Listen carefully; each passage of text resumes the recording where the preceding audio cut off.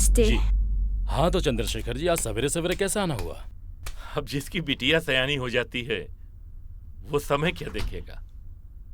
बिटिया की फोटो दिए थे आपको, पर आपकी व्यस्तता के कारण कोई जवाब नहीं आया, इसीलिए हमने सोचा खुद ही चल के पूछ लें। नहीं, मेरे को कुछ ऑब्जेक्शन नहीं है, पसंद है। और हाँ, बेटे को भी पसंद है, बस माता जी के ऊपर है। बोला ना बेटा। जी दादी। हमहू देखनी फोटो, हमरो पसंद आइल, लेकिन हमारे को शरत बा। हाँ? शर्त? कैसन शर्त?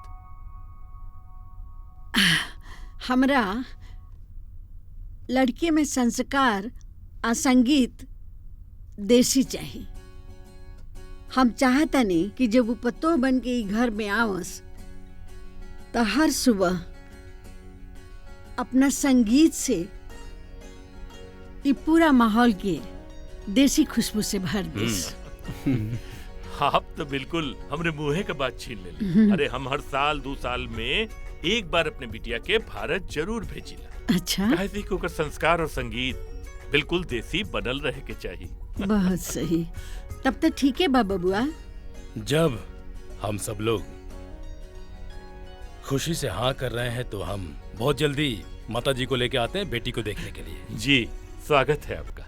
जी, लेकिन अगर वो भैरव सिंह बीच में आया तो? भैरव सिंह? चंद्रशेखर जी, जब किसी के पाँव में कांटा चुभता है ना तो कांटा निकाल के फेंक देते हैं, पाँव नहीं काटा जाता है। टेंशन नहीं लेने का। ठीक है, हम निश्चिंत हैं। तो ठीक है माता जी, हम चल रहे हैं। अरे चाय तो पी के जाइए। अरे ना, ऑफिस जाने में देरी हो जाएगी। अच्छा, प्रणाम। जी प्रणाम। चलते हैं।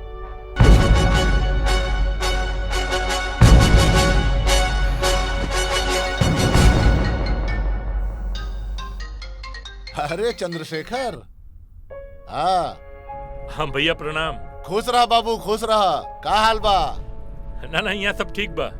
एगो खुशी का खबर देवे के बा। हाँ बोला। वो का हो कि हम जूली का ब्याह तय कर देले है। अरे वाह, ये तो बड़ी खुशी के बात बा। बधाई हो बाबू, बधाई हो। मगर भैया एगो शर्त बा। शर्त? अरे ना ना, ऐसा कोनो बात नहीं खे। बस वो लड़का का दादी चाहता कि लड़की के भारतीय संस्कृति और परिवेश का, संगीत का सबकर अच्छा खासा जानकारी होए के चाहिए। तो हम यही लिए चाहते हैं कि जूली के थोड़ा दिन आपके पास भेज दे, ताकि थोड़ा सा वहाँ का संगीत सीख ले और थोड़ा रहन सहन सीख ले, संस्कार सीख ले। और का रहे के तो यही जबा ना। अरे ये कौन बड़ बात बा हो। ओकरा के 1 महीना खातिर जब भेज दा, सब कुछ सिखा दे। ठीक बा भैया, ठीक बा। तो हम ओकर सब तैयारी करके आपके फोन करत थे। अच्छा अच्छा, आवेदा आवेदा। ठीक बा।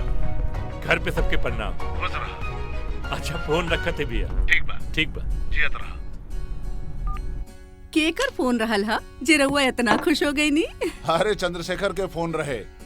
जूली बिटिया गाँव आ रहल बिया। जायदाद में हिस्सा लेवे के? अरे भगवान, वो यहाँ संगीत सीखे आ रहल बिया। फिल्म में काम करी है? एकदम दिमाग से पैदले बाड़ू। ओकर शादी तय हो गइल बा, आ वो यहाँ संगीत सीखे आ रहल बिया। और एक बात के ख्याल रहे, ओकरा के यहाँ 1 महीना रहे के बा, और 1 महीना के खातिर आपन मुंह बंद रखी है लोग। वो कैसे? ऐसे चुप।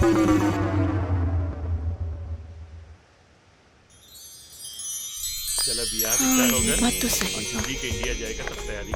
हाँ जूली ला जूली तो आ गई। हाँ। जूली बिटिया, जी पापा। तनी यार आवा ना। बिटिया, तू इंडिया जाए का तैयारी करा। इंडिया काहे? सवाल नहीं। देखा कहो कि अगर भैरव और प्रभात से पीछा छुड़ावे के हो तो बिशंभर सिंह के परिवार से बढ़िया परिवार हमनी के लंदन में ना मिली। लेकिन पापा, वो प्रभात से डरे के का जरूरत बा? डर ना बेटी, डर ना। हमनी की इज्जत का सवाल बा।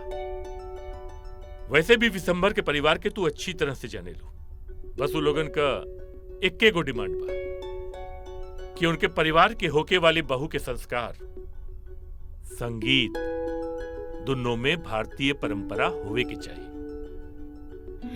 पर डैडी अभी हमके बिया तोहार बाबूजी सही कहता नहीं बेटी। उ राक्षस के पीछा छुड़ावे बदे बाबूजी के बात मान ला। पापा। अरे बेटी, हम तो हर दुश्मन है का हैं? जौन भी सोचब तोरा भला के लिए सोचब। ठीक बन बेटा, अरे ज्यादा सोचे मत, जाए का तैयारी करा।